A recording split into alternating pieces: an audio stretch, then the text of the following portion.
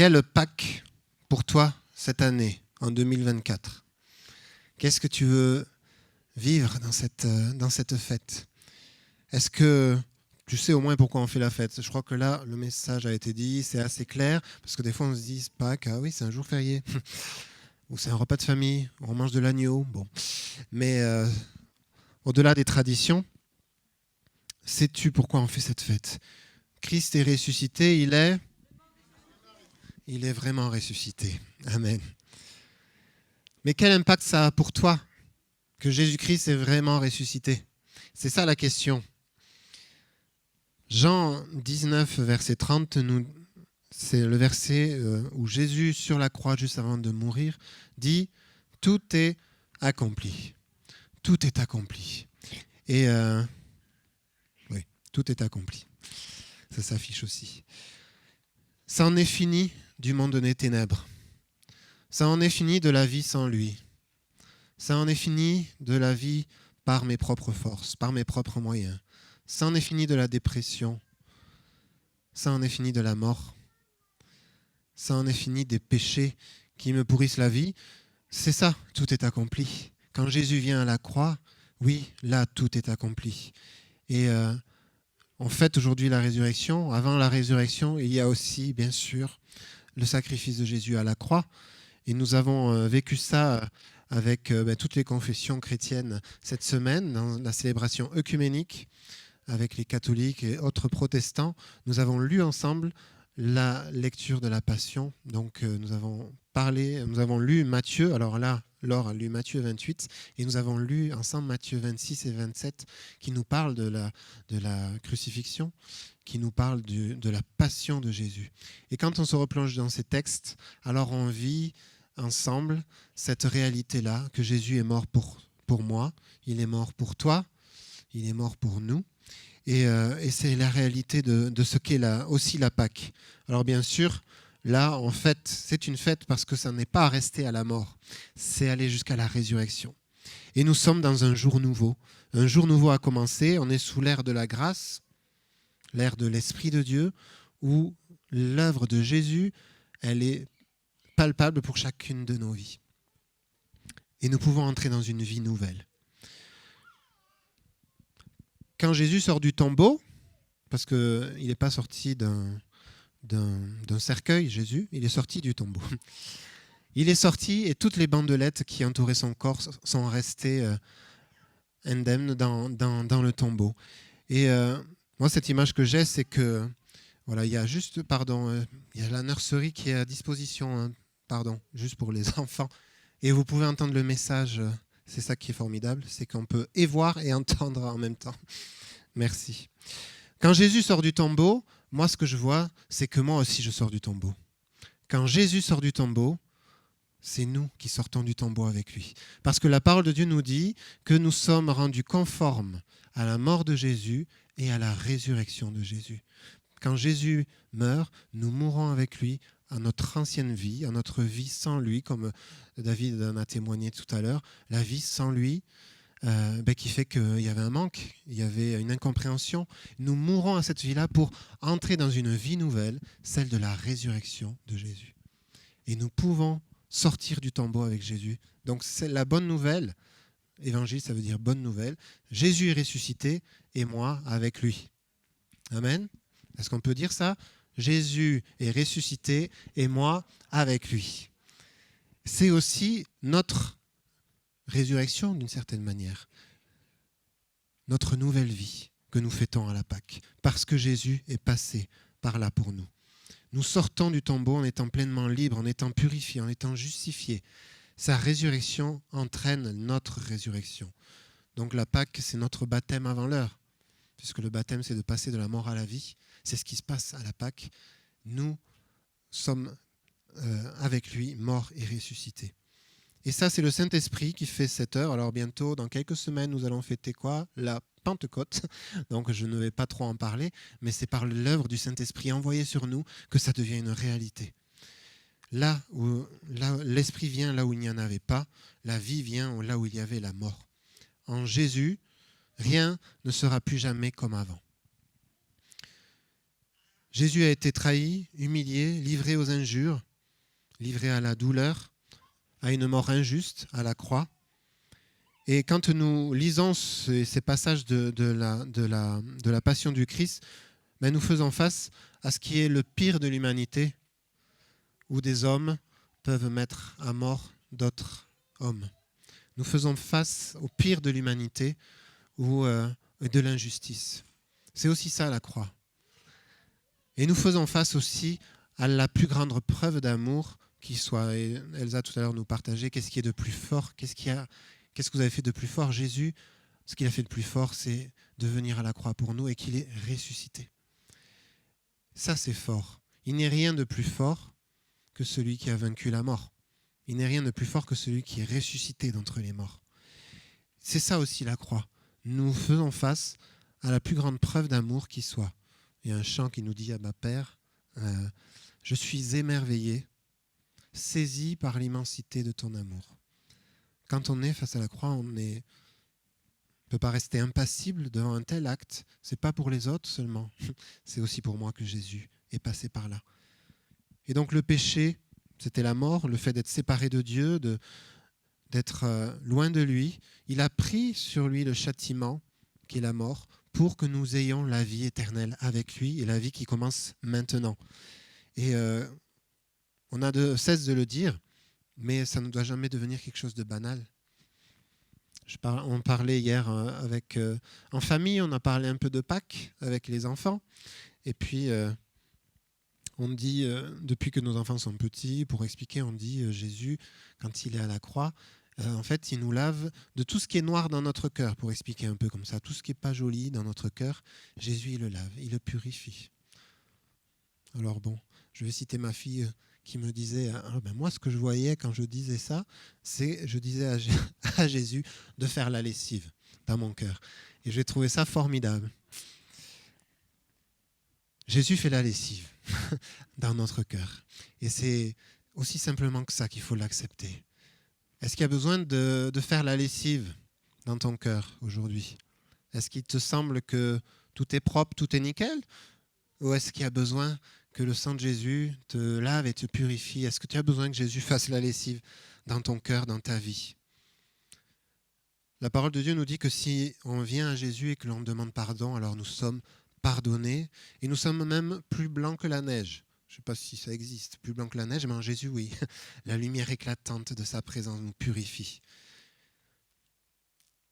Oui, la croix nous révèle que nous sommes aimés d'un amour infini. Je suis aimé d'un amour éternel. Oui, toi aussi. Tu es aimé d'un amour éternel. Alors devant l'acte de Jésus, nous pouvons être pleins de reconnaissance comme on l'aime, et nous pouvons aussi être pleins d'humilité.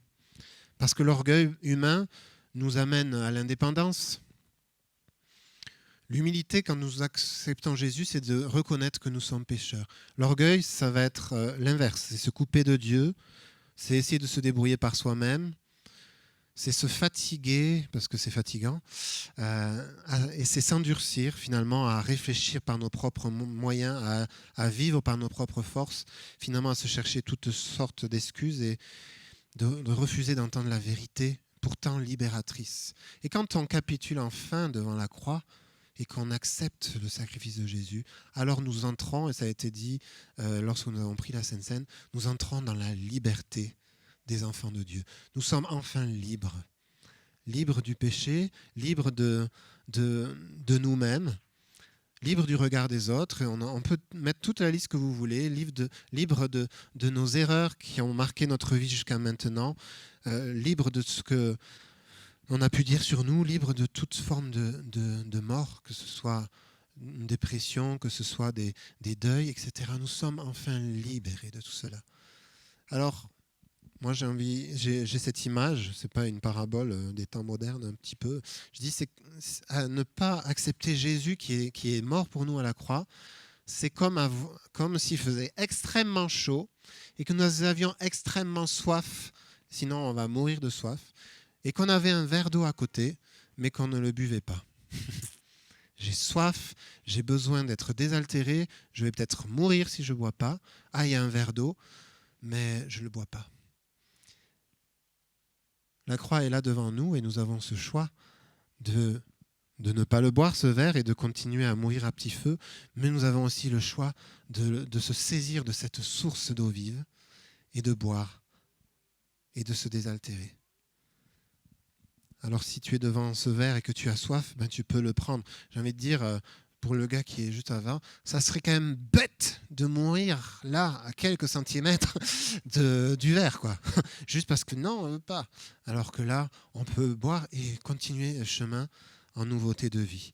C'est le verset qui suit quand Jésus dit, le dernier jour, le grand jour de la fête, Jésus debout s'écria, « Si quelqu'un a soif, qu'il vienne à moi et qu'il boive.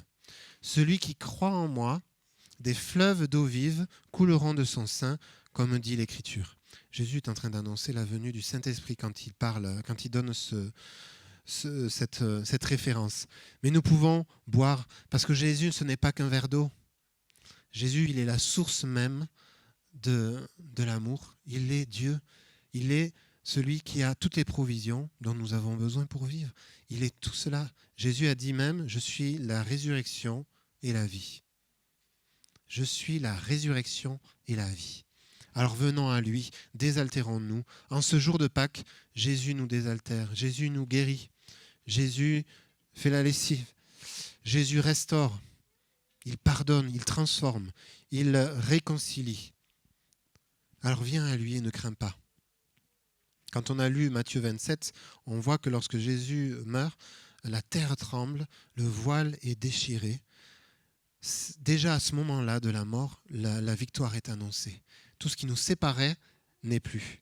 Et nous pouvons être avec lui ressuscités. Il vit éternellement et nous avons la foi, parce que c'est aussi la foi, hein, tout ce que je suis en train de vous dire, ça se vit par la foi, ça s'accepte par la foi. Mais par la foi, nous croyons aussi qu'en lui, nous avons la vie éternelle qui commence maintenant et qui continuera à jaillir dans la vie après la mort. Et c'est une victoire éclatante qui a mis en échec la mort spirituelle, qui a mis en échec l'œuvre de Satan, qui lui, son but, c'est de nous maintenir loin de Dieu, mais nous ne voulons pas ce chemin. La parole de Dieu nous dit, je mets devant toi deux chemins, un chemin de vie, un chemin de mort. Choisis la vie afin que tu vives, et non pas choisis la mort afin que tu meurs. Choisis la vie afin que tu vives. Et dans tous les domaines de votre vie, vous pouvez mettre de la vie dans ce que Jésus a fait. Dans tous les domaines. Et si on se sent mort dans un certain domaine, si on ne se sent plus vivant pour vivre telle ou telle dimension de notre vie, alors nous pouvons dire, Seigneur, je fais ce choix de la vie avec toi. Et le Seigneur nous donne des forces renouvelées pour qu'on puisse marcher avec lui sans se fatiguer. Donc on ne parle pas à Pâques que d'un acte historique. Il l'est. On ne va pas au musée quand nous prenons la Sainte Seine. On ne va pas au musée quand on est en train de sauter partout, en train de dire que Jésus est vivant. On est en train d'exprimer la réalité spirituelle qu'on ne voit pas avec nos yeux, mais qu'on vit avec tous nos sens. Jésus est vivant parmi nous et il est vivant en nous par le Saint-Esprit. Alors quel Pâques pour toi aujourd'hui? Tout ça, c'est possible pour toi. Toi aussi, tu es aimé d'un amour inconditionnel. Toi aussi, tu peux vivre une œuvre de transformation incroyable que le Seigneur fait en nous. On devient, la Bible nous dit, une nouvelle créature. Nous entrons dans une nouvelle naissance, dans une vie totalement différente. C'est notre thème cette année, c'est que Dieu fait toutes choses nouvelles et on veut le vivre aussi dans cette Pâques. Jésus fait toutes choses nouvelles dans ta vie. Alors ne retiens pas cet amour pour ne rien rater. Heureusement, Jésus est venu. Sans lui, le péché ne serait pas ôté, on serait encore séparés. Aujourd'hui, nous sommes réconciliés avec Dieu. Alors, la Pâques, c'est déjà une fête juive, hein, quand on commémore le fait que le peuple de Dieu est sorti d'Égypte. Et il allait lui aussi, le peuple de Dieu, vers des choses totalement nouvelles. Après 400 ans d'esclavage, nous aussi, à la Pâques, nous sortons de l'esclavage et nous entrons vers des choses nouvelles. Nous allons avec lui dans la vie. Hein, le sens de la Pâques en Jésus change encore et s'élargit encore. C'est Jésus lui-même, la Pâques. et par son sang. Comme les Juifs, quand ils ont été délivrés d'Égypte, ont mis le sang de l'agneau sur le linteau des portes, nous aussi, nous sommes épargnés. La Pâque, le mot Pâque veut dire, un des sens, c'est épargné. Nous sommes épargnés par la mort, puisque Jésus l'a pris pour nous. Et nous sommes maintenant dans la vie avec lui. Alors oui, Jésus est vivant, le tombeau est vide, il est là, il est présent en nous et parmi nous. Il n'y a plus contre nous de condamnation, mais nous avons un accès libre à la grâce de Dieu. Ça nécessite aussi pour nous cet engagement à vouloir marcher avec lui, à vouloir chercher sa volonté, à se conformer à sa volonté pour vivre de toutes ses promesses, vivre de cette réalité. Jean-Baptiste, bien avant tout ça, Jean-Baptiste qui baptisait et qui annonçait la venue du Messie, quand il a vu Jésus, il vit Jésus venir à lui et dit « Voici l'agneau de Dieu qui ôte le péché du monde. » Voici l'agneau de Dieu qui ôte le péché du monde. Il annonce l'œuvre de Jésus avant même qu'elle n'ait commencé. Et nous aussi, nous annonçons que la Pâque, nous annonçons que Jésus est la solution aux besoins de ce monde. Nous annonçons que Jésus-Christ est l'agneau de Dieu qui ôte les péchés du monde. Nous annonçons que si nous venons à lui, nous entrons dans cette vie nouvelle et nous entrons dans cette résurrection. Nous entrons dans la joie, dans la paix de sa présence. Nous prions pour la paix dans ce monde. Et on l'a chanté avec ce chant Brio Jésus. On continue d'œuvrer, de proclamer la vérité de l'Évangile pour ce monde, pour que l'espérance en Christ vienne contrefaire le pouvoir de la désespérance qui marque ce monde. Le royaume de Dieu s'est approché de nous. Croyez en la bonne nouvelle, repentez-vous, changez d'attitude, c'est ce que Jésus est venu annoncer, et choisissez la vie. Choisissez la vie. Il n'est rien de ton histoire qui pourrait être plus fort que ce que Jésus a fait à la croix. Il n'est rien que tu aies pu faire ou que tu aies pu subir que Jésus ne pourrait pas sauver par son sang. Son sacrifice est éternel, suffisant, éternellement et pour le monde entier, parce qu'il a pris sur lui à la croix le péché du monde. Le tien comme le mien. Viens à lui, ne perds plus de temps. Comme le brigand qui est à côté de lui, il n'a pas perdu de temps. Hein. Jésus était entouré de 2 brigands crucifiés à ses côtés. Il y en a un qui n'a pas voulu le reconnaître, mais un qui a dit « Oui, je crois ». Et Jésus lui a dit « Aujourd'hui même, tu seras avec moi dans le paradis ». Et cette parole, il te l'a dit aussi cet après-midi. Aujourd'hui même, tu peux être avec moi dans le paradis. Non pas que tu vas mourir en sortant d'ici, mais justement tu vas vivre. Aujourd'hui même, tu peux être avec lui dans le paradis. Et le paradis, c'est quoi ? C'est la présence de Dieu. L'enfer, c'est l'absence de Dieu. Le paradis, c'est sa présence. Donc oui, aujourd'hui même, tu peux être avec lui dans sa présence. Alors, quelle Pâque pour toi ? La mort, la vie, tu en restes à la mort ou tu vas jusqu'à la résurrection ?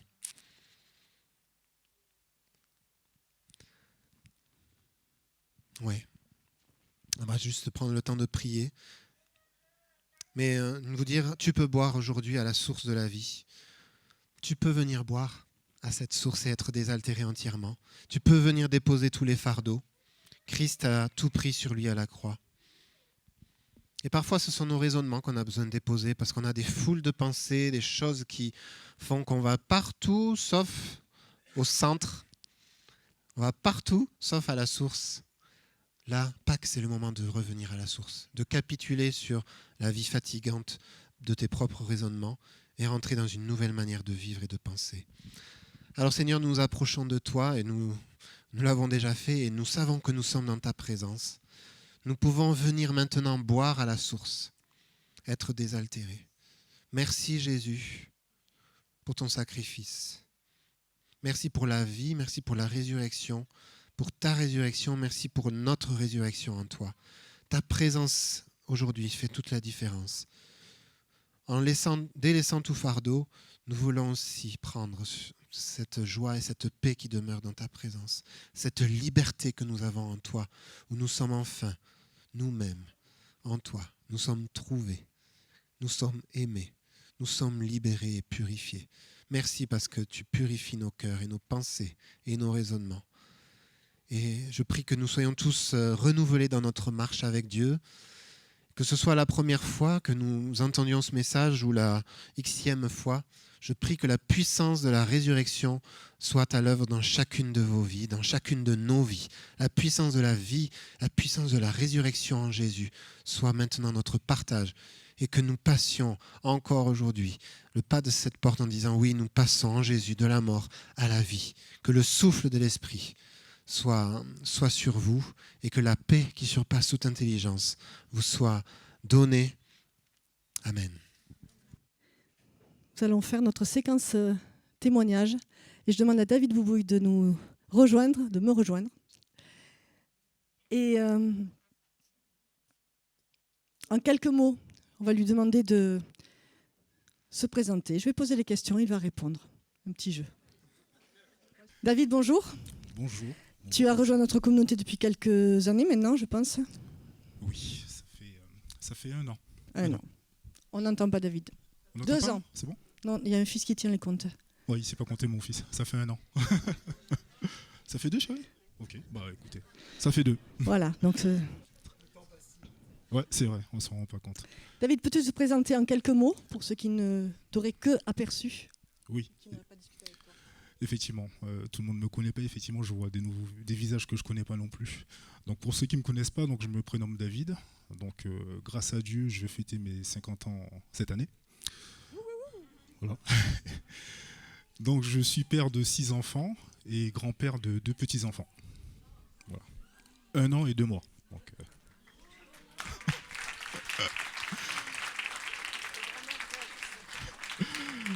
c'est ça. Donc du coup, le Gers, je suis installé dans le Gers suite à ma fin de carrière militaire, où j'ai effectué 23 ans chez les unités parachutistes. Et donc ça fait 5 ans maintenant que je suis ici. Donc ça fait 5 ans que je suis jeune retraité militaire. Voilà. Très jeune retraité, oui. Merci.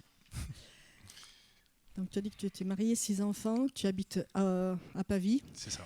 Est-ce que tu peux nous expliquer comment tu es venu à Jésus? Oui, bien sûr. Alors, je suis venu à Jésus, donc ça s'est passé en plusieurs étapes. Une vie assez mouvementée, on va dire.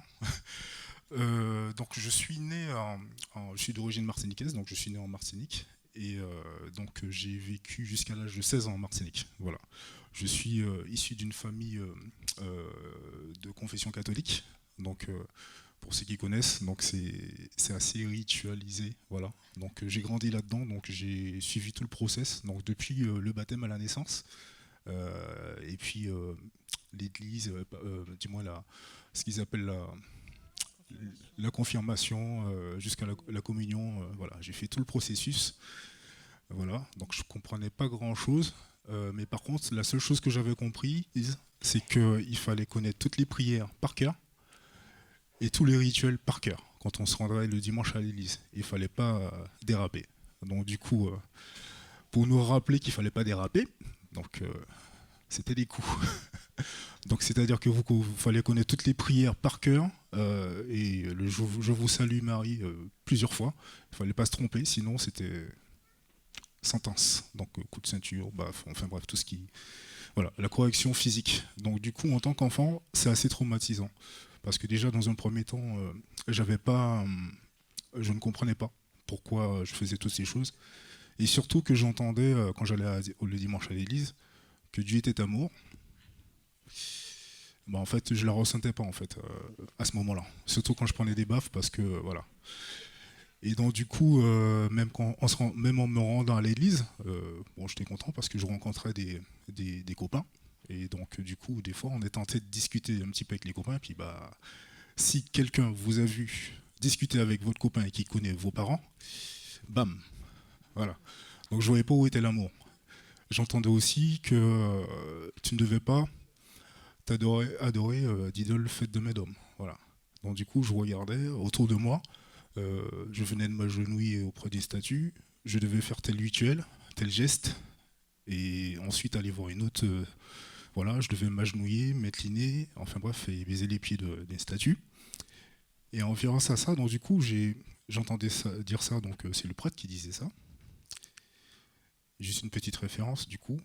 J'étais jeune, mais j'avais une Bible. Bon, je ne savais pas trop comment l'utiliser parce qu'il y avait beaucoup de lectures et donc les jeunes, vous savez, c'était pas très attrayant la lecture d'un gros livre écrit en tout petit.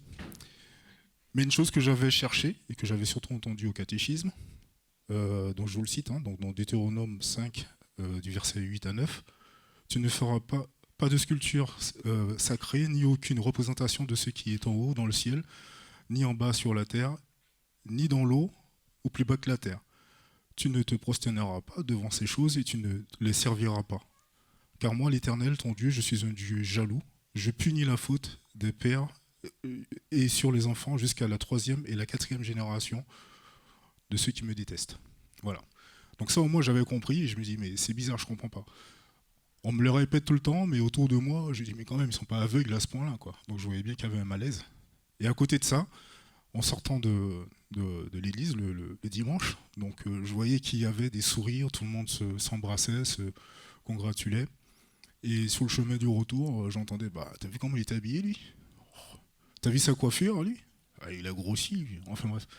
Voilà, que des choses qui étaient pas amour, en fait. Voilà. Donc en tant que jeune, ça perturbe beaucoup, en fait. On se dit, je prends des coups pour ci, je prends des coups pour ça.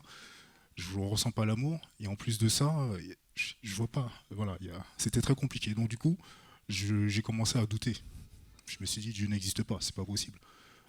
Je prends des coups, enfin bref, il n'y a aucune joie là, je trouve pas ma place. Donc en grandissant, un peu plus jeune, donc je venais un jeune homme qui prenait des formes, je devenais assez grand, je prenais un petit peu confiance en moi. Et donc j'étais assez timide, assez réservé, donc j'allais pas en soirée, je ne bougeais pas beaucoup, j'aimais pas trop ça, j'étais plutôt sportif. Et donc dans la culture antillaise, je sais pas s'il y a des Antillais ici, mais le garçon, faut qu'il représente un jeune coq, quoi. Faut qu'il sache plaire, faut qu'il sache séduire. Il doit utiliser ses atouts. Enfin bref, voilà, c'est dans la séduction. Donc mes pères m'ont un peu encouragé à être plus dévergondé, à utiliser mes charmes. Enfin bref, et à m'épanouir là-dedans. Donc j'ai joué le jeu un petit peu. J'ai essayé de jouer le jeu.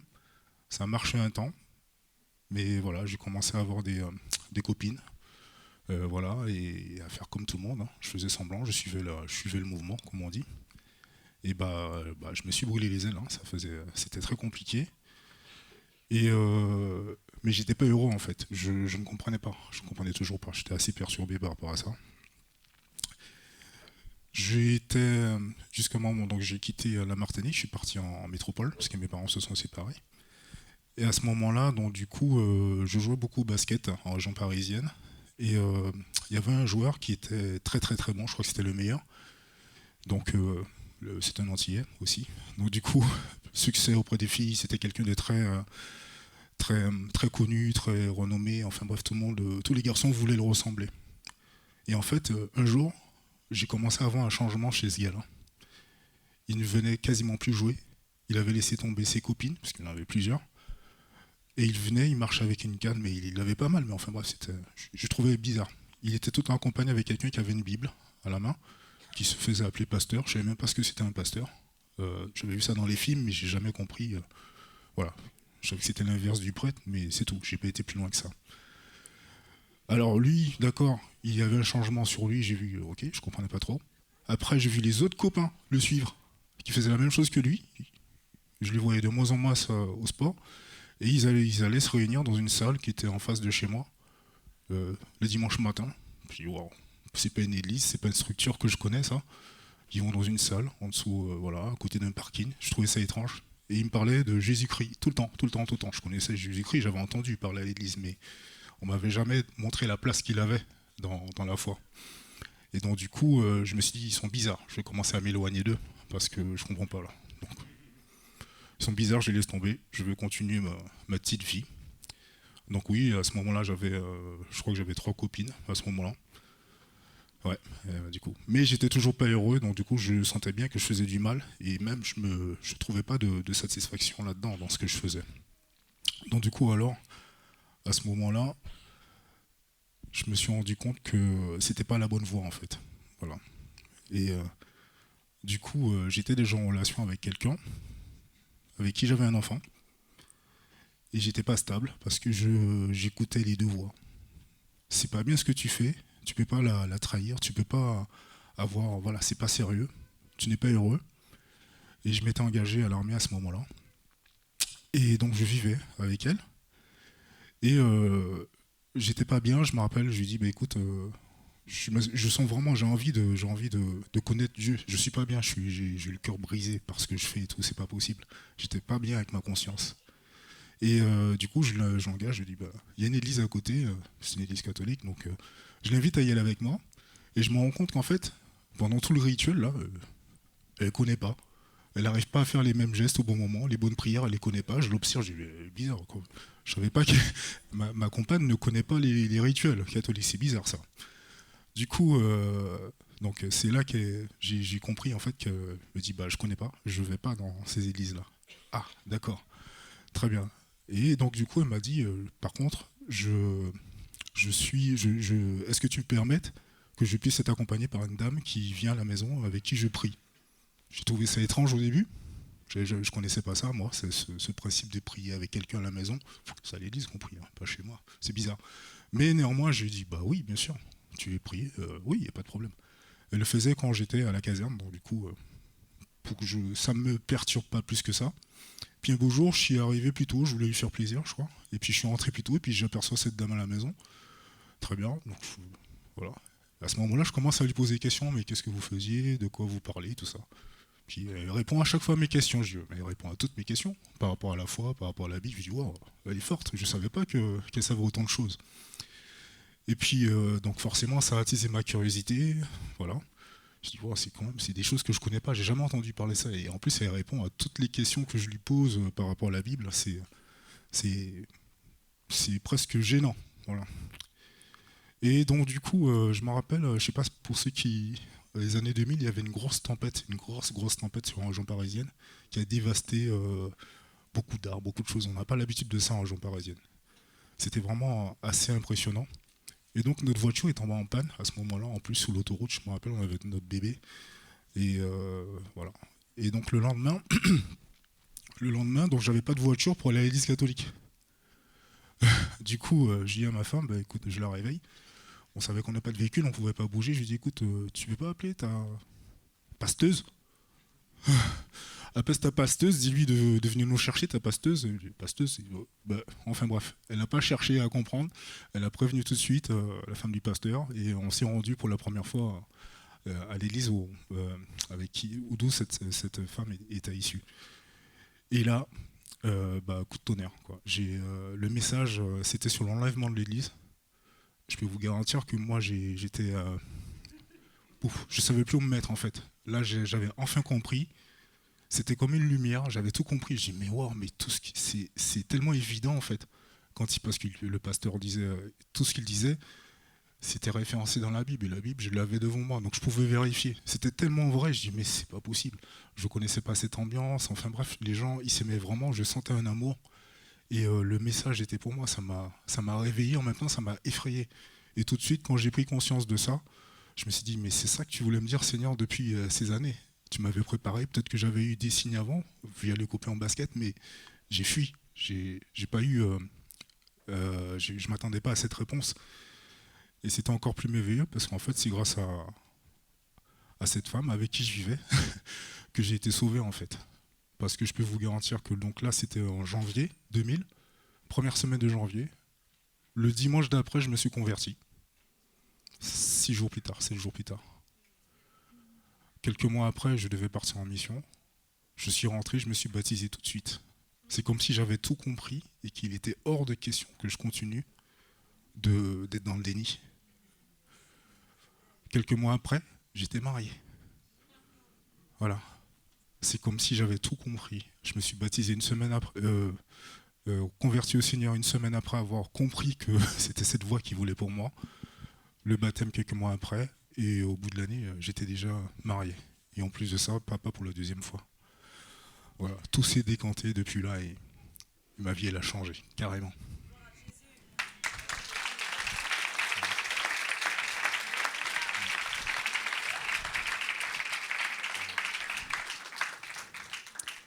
Chaque parole de Dieu, d'où qu'elle vienne, de quelle église qu'elle vienne, de quelle confession, elle est posée dans le cœur et au temps voulu, elle germe. Gloire à Dieu. Et maintenant, que dirais-tu que Dieu est pour toi? On l'a un peu compris, mais sois plus précis. Oui, tout à fait. Tout ce que j'ai retenu, c'est en tout cas qui était mon guide depuis que je me suis converti, c'est que il est en premier lieu mon libérateur, parce qu'en fait il m'a libéré de chaînes. Voilà, j'étais bloqué dans un rituel familial, dans un rituel de religieux, et j'étais aveuglé. Donc il m'a libéré en brisant les chaînes. Il m'a sauvé, évidemment, quand j'ai compris qui il était, et mon protecteur. Parce que 23 ans d'armée, vous imaginez bien que je ne suis pas resté au bureau pendant 23 ans. Donc oui, plusieurs fois dans ma carrière, il m'a montré qu'il était mon sauveur et que je ne pouvais compter que sur lui. Il y a des situations, c'est pas moi qui me suis sorti de là, c'est lui qui m'a sorti de là. Donc oui. Voilà. Merci. Si tu devais donner un conseil. Alors un conseil, c'est si jamais vous entendez ce message, c'est de ne pas rester dans les rituels familiaux, dans les habitudes. Essayer de comprendre vraiment, d'ouvrir son cœur au Seigneur, parce que c'est la seule voie, il n'y en a pas d'autre. Merci David.